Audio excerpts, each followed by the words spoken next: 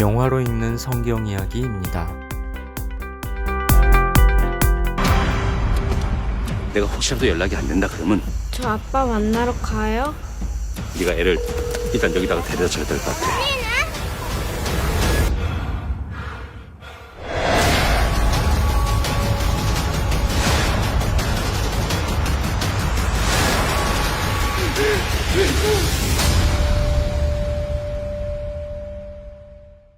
창복과 태희는 함께 시골 장터에서 계란을 파는 계란장수입니다.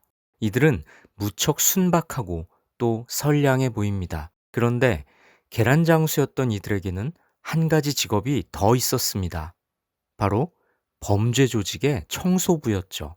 범죄 조직이 살인을 저지르면 그 시체를 처리해 주는 것입니다. 어느 날 범죄 조직에서는 그들에게 어린 여자아이를 한 명 맡아달라는 의뢰를 합니다. 유괴한 아이의 몸값을 받아야 하는데 부모가 몸값을 깎으려 하자 며칠만 아이를 데리고 있으라고 한 것이죠. 이번엔 사람 하나 받아다 며칠 좀 데리고 계시죠. 아니 앵겨? 맡아달라고 한 사람이? 내키지 않았지만 이들은 어쩔 수 없이 이 일에 착수하게 됩니다. 그런데 최초의 이를 의뢰했던 자가 죽게 되고 이들은 직접 아이의 몸값을 받아내겠다고 위험한 짓을 감행하게 됩니다. 그리고 예기치 못한 사건에 휘말리게 되면서 이야기는 절정을 향해 치닫게 되죠.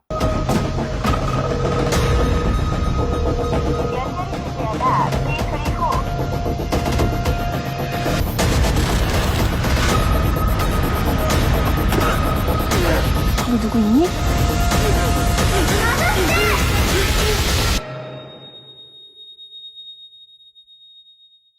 이 영화는 범죄물인데요. 단지 오락적 재미만이 아니라 생각할 거리를 우리에게 던져줍니다.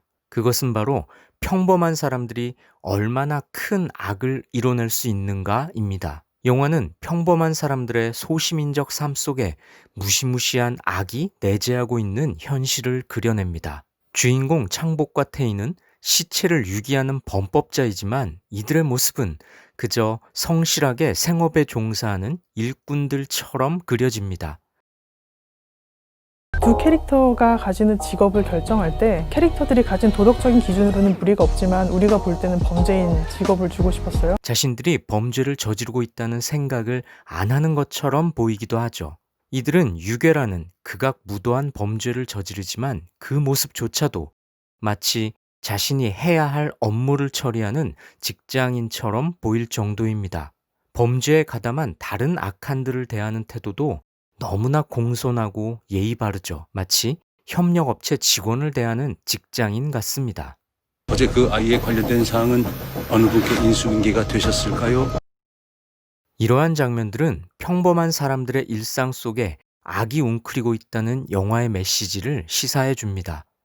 또한 누군가의 근면 성실한 삶이 다른 누군가에게는 치명적인 해악이 될 수도 있음을 효과적으로 암시하죠.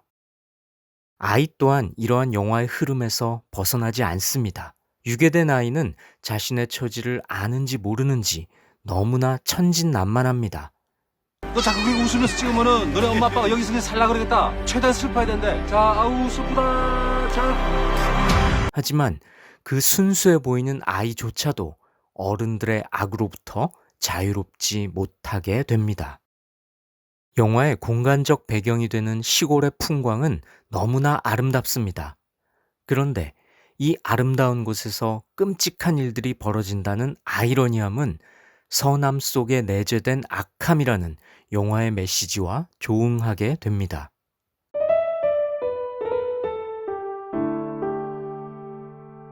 이 영화의 정서는 철학자 한나 아렌트가 제기한 악의 평범성이라는 개념을 떠올리게 합니다.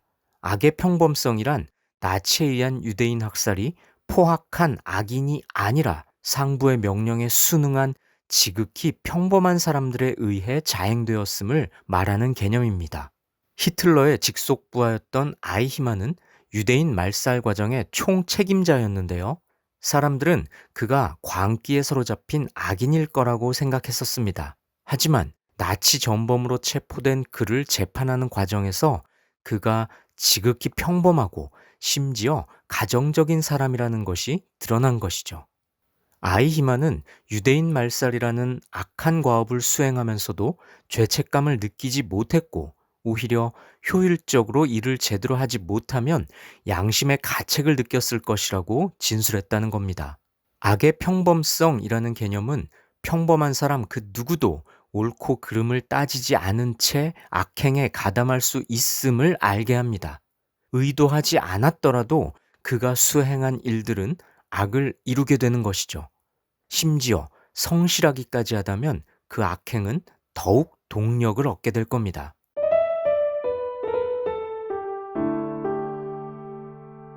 그런데 성경에서도 이런 악의 평범성을 찾아볼 수 있습니다. 예수께서 재판에 회부되자 로마 총독 빌라도는 자기 수하에 있는 군사들에게 예수를 십자가형에 처하도록 명령합니다. 그는 예수님이 죄가 없다는 걸 모르지 않았습니다.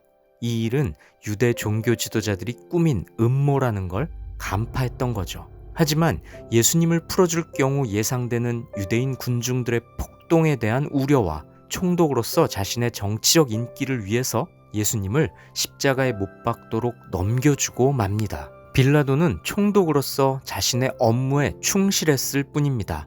성실하게 자기 할 일을 한 것이죠. 하지만 그의 처신은 결국 엄청난 죄악을 낳을 뿐이었습니다. 군사들은 어땠을까요? 총독의 명령을 받은 군사들은 예수님을 모멸하며 희롱하고 구타하고 십자가에 못 박게 되죠. 상관의 명령에 따랐을 뿐이야 이렇게 면죄부를 줄 수 있을까요?